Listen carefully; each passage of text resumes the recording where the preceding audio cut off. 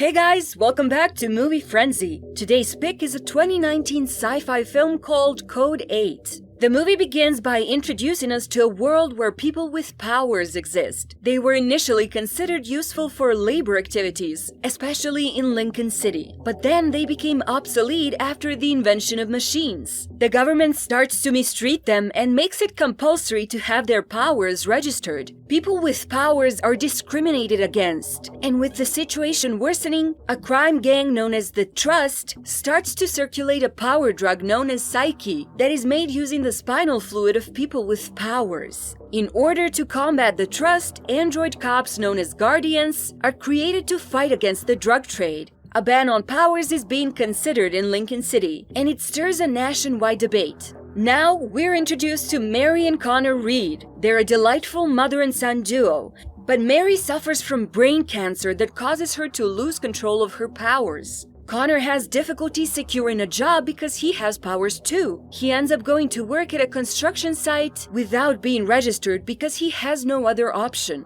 During one such day, the cops come in and question the crew because they don't have the necessary permits to use their powers. A drone appears and identifies them as power-enabled, so they're laid off from the job. One of the workers has fire powers, so he is arrested. He tries to escape but is taken down by one of the Guardian androids. Now we're introduced to Officers Park and Davis. They team up with the Guardians and go to bust a Psyche operation that is under the control of Marcus Sutcliffe, the major drug lord of Lincoln City. The conflict between humans and people of powers continues as we can see Mary being mistreated by her boss at work. Connor visits her and gets into a confrontation to defend his mother, but it only ends up with the boss firing Mary after seeing Connor threaten him with his electric powers. Mary is upset with Connor for exposing his abilities, and they argue for a bit. Later, Connor hears about a group under the name Lincoln Power and decides to work for them despite being warned against it. He meets the crew that consists of Garrett, his girlfriend Maddie, and a mute named Freddy. Connor helps them break into a chemical factory and steal some barrels. This is because Sutcliffe is facing problems with the law and has to dilute his product in order to keep up with the expenses. The team gets marked, but they manage to evade the cops by switching the look of their van and go meet Sutcliffe, who is also shown to be a member of the Trust and has mind-reading powers. A superior named Wesley Cumbo threatens him to pay his debt to the Trust soon and promises dire consequences if he fails to do so. After he leaves, Garrett introduces Connor to Sutcliffe and then discusses a new robbery with the Psyche Lord, while also mentioning the importance of their newest member. Meanwhile, Connor gets to know a girl named Nia, who is supposedly with Sutcliffe. She is also shown to be addicted to Psyche. While dropping him home, Garrett gives Connor a bonus and tempts him into working more often for him as the pay is good. This causes Connor to get greedy and he stops going to the normal construction jobs because it's a constant struggle over there anyway. Garrett and the others question Connor about his intentions so that they can figure out whether he's trustworthy enough. He tells them about his sick mother and that's good enough for Garrett. The new job is a bank heist that's coming up in 3 days. So Garrett makes sure that he prepares Connor for it because he will need him to short the bank security system in order to break in. Their time together starts to influence Connor's behavior and he grows more aggressive. He lies to Mary about getting a real job in order to justify the money coming in. Then he meets and threatens her boss so that he can stop harassing her as well. Park and Davis suspect Connor after checking the footage of the chemical robbery and keep an eye on him. They learn about his financial difficulties, so they pin him as an accomplice to Garrett. Later, Connor and Garrett visit the Lincoln Memorial Bank to gauge the security and formulate their plan accordingly so that they can escape before the cops arrive. The team eventually gets to work and they successfully break into the bank's vault. But to everyone's surprise, there isn't enough money as most of the cash was cleared earlier that day. The group takes whatever they can and make their way out, but a drone intervenes and Connor is forced to take it down in order to avoid getting caught. Garrett immediately confronts Sutcliffe about being careless with his research, as they only managed to steal $50,000 instead of $500,000. However, he doesn't take it seriously enough. An assassin of the trust is present during this conversation and tries to kill Sutcliffe, but his bodyguard Rhino gets in the way and absorbs the bullets. Connor also helps out but gets cut in the process. Finally, Rhino gets up and kills the assassin for good, after which he takes out the bullets from his chest. Connor goes to meet Nia again and learns that she has healing powers when she cures his wound. Then she reveals that her father is indebted to Sutcliffe, and she has offered to pay it off by healing his psyche addiction from time to time. At home, Mary comes across a bundle of cash and confronts Connor regarding his illegal income. They argue for a bit, but then Mary suddenly passes out. Connor takes her to the hospital and learns that the cancer is spreading much faster than he had expected, and they need to operate on her. He doesn't have enough money to pay for the surgery, so he comes up with a solution and decides to visit Sutcliffe. However, he's interrupted by Park and Davis. The cops take him in for an interrogation, but he gives them nothing despite Davis trying his best to provoke him. Davis wants to plant evidence and sabotage Connor, but Park eventually lets him go because they don't have enough evidence.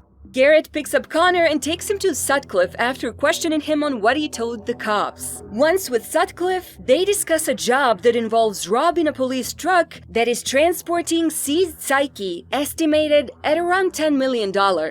Connor offers to help them out but wants Nia to heal his mother in exchange. Sutcliffe agrees to this, but then Garrett says that he wants to be an equal partner in his business as well, and it makes Sutcliffe suspicious. Nia gets into an argument with Connor because she doesn't want her identity to be reduced to her powers. Either way, the group discusses the plan of action and then puts it into motion. They wait for the truck to enter a no-fly zone so that they can block it without any interference from a drone. Garrett keeps them occupied, but when things are about to get ugly, Connor powers up and shorts the electrical units, after which they destroy the Guardians and break into the truck.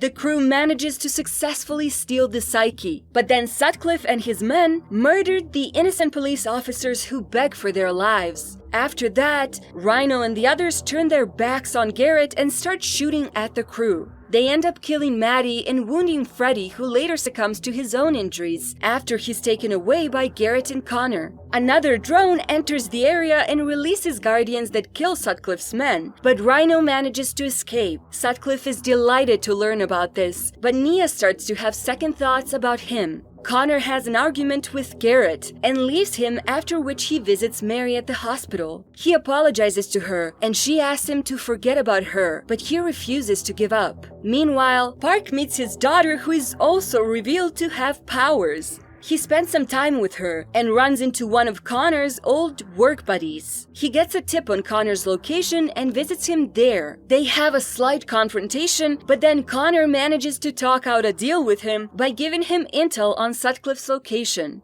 Park uses this information and alerts the cops so that they can get to work immediately. They assemble their troops and attack the base. The Guardians are able to take out all the other criminals, but Sutcliffe manages to escape with Nia and Rhino. However, as they try to make their way out, Garrett shoots Sutcliffe from behind. Rhino tries to fight him, but then we see that Garrett is still working with Connor. The both of them unite to take down Rhino after a slight struggle. Marcus is dying and orders Nia to fix him, but she doesn't listen and takes away his gun. Garrett takes this opportunity to kill Sutcliffe for what he had done to Maddie and Freddy. Connor asks Nia to save his mom, and she can be free after that. But then she reveals that she takes on the illnesses that she heals, and can die while trying to cure Mary. However, Garrett tells Connor to take what he's come for, so he forcefully brings her to the hospital. He holds her at gunpoint, so she begins the process, but it turns out to be extremely painful, and Connor starts to feel guilty. He eventually tells her to stop, and Mary wakes up for a bit. She looks at Connor one last time and holds his hand before passing away. Connor gives Nia his truck so that she can leave the city and visit her father, who's in prison. There's an outright ban on powers in the city after the recent incident. Park and Davis are felicitated for it, but Park is reluctant to accept the honor.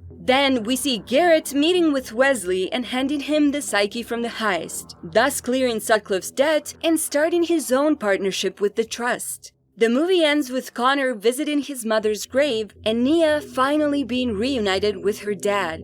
And that's the end of the movie. Let me know what you thought of this pick in the comments below. Like, share, and subscribe to stay updated on all my latest videos. Goodbye for now.